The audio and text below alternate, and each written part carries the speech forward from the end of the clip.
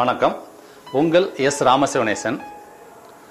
உதாரணமாக வந்து பார்த்தீங்கன்னா, ஒரு குழந்தைக்கு ஏன் நியூமராலஜி படி பெயர் வைக்கணும் அப்படின்றது நிறைய பேருக்கு கேள்விகளாக இருக்கும்.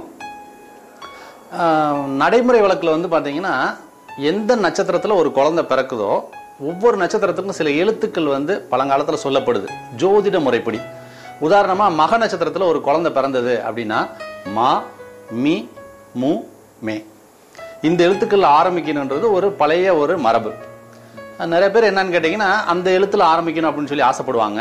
ஆனா ஒரு எழுத்து மட்டுமே முழு பெயர் ஆகாது. உங்களுக்கு வந்து பாத்தீங்கன்னா அந்த மொத்த எண் உங்களுக்கு பொருந்தினா தான் நல்லா இருக்கும். ஏன்னா ஒரு எழுத்துன்றது பேர் இல்லையே. இப்ப மா அப்படின்றது வந்து பாத்தீங்கன்னா ஆரம்பம் தான், அதோட முடிவு வரையா இருக்கலாம், அதோட எண்ணிக்கை மாறும். அதே போல இப்போ கார்த்திகை நட்சத்திரத்துல பிறக்கிறாங்க, இப்ப ஆனா ஈனா ஊனா ஏனால வைக்கலாம் அப்படின்றது வந்து ஒரு மரபு.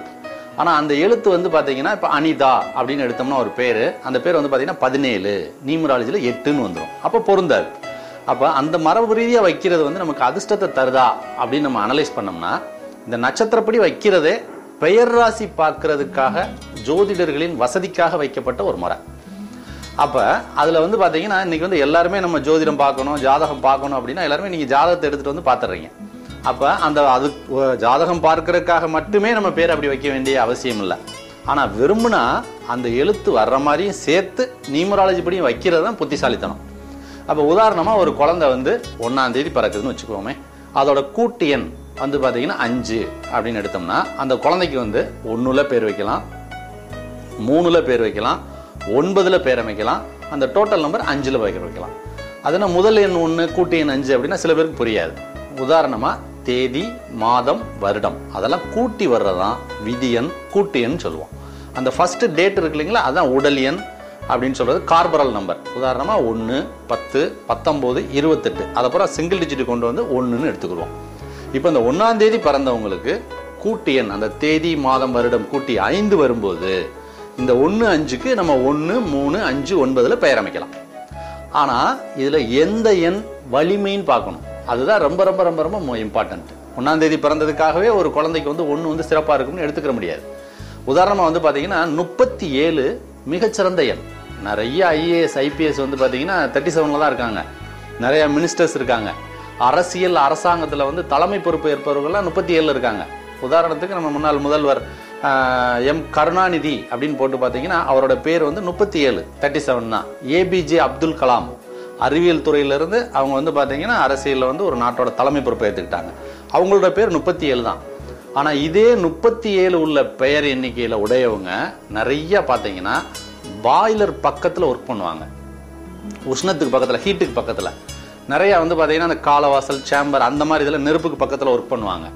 அப்ப பொதுவா இல்ல நிறைய பேர் பாத்தீங்கன்னா இன்னும் வந்து டீ மாஸ்டராகவும் வடை போடுறவங்களா இருக்கவங்களுக்கு வந்து பாத்தீங்கன்னா பேர் வந்து 37ல தான் இருக்கு. அப்ப ஏன் இவங்களை வந்து அந்த 37 எண் உயர்த்தல அப்படின்ற கேள்வி அங்க எழணும்.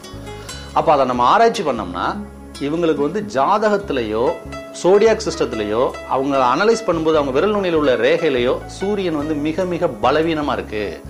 அப்ப பலவீனமா இருந்து ஒருத்தருடைய பெயர் 1ஆம் நம்பர்ல இருந்தா அவங்கள நெருப்பு பக்கத்திலையும் உஷ்ணமான இடத்துக்கு பக்கத்துலயும் அவங்க போய் உட்கார வச்சிருது. இதே நிலைமையில அவங்களுக்கு வந்து ஜாதகத்துல சோடியாக் சிஸ்டத்துல ரிட்ஜஸ்ல வந்து சூரியன் வலிமையாக இருந்தால் அவர்களுடைய வாழ்க்கை மிக உயர்ந்த நிலைக்கு போகுது.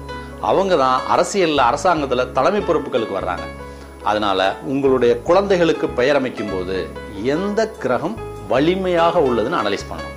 அப்ப வலிமையை தெரிந்து கொள்வதற்கு வந்து பாத்தீங்கன்னா 2 வழி. 1 ஜாதகம். ஜாதகம்ன்றது வந்து பாத்தீங்கன்னா சந்திர கணிதம்.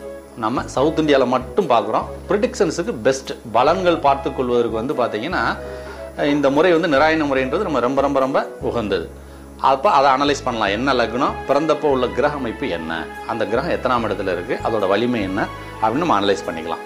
2வது மெத்தட் வந்து பார்த்தீங்கன்னா சோடியாக் சிஸ்டம், சூரிய கணிதம். இன்னைக்கு வந்து ஃபாரின்ல வந்து ஃபாலோ பண்ணுறது எல்லாமே வந்து பார்த்தீங்கன்னா சோடியாக் சிஸ்டம் தான். நம்ம இந்தியன் எக்ஸ்பிரஸ் கிண்டில் பார்த்தீங்கன்னா சோடியாக் சைன்னு போட்டிருப்பாங்க.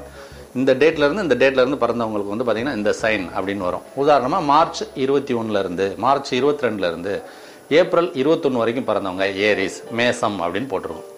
ஆனா அதுலயே நுட்பமா இன்னும் உள்ள போய் அவங்க எத்தனாவது டிகிரியில பிறந்திருக்காங்க, அந்த டிகிரியில பிறந்தா எந்தெந்த கிரகங்கள் அவங்களுக்கு வந்து சாதகமா செயல்படும் அப்படின்னு அனலைஸ் பண்ணணும்.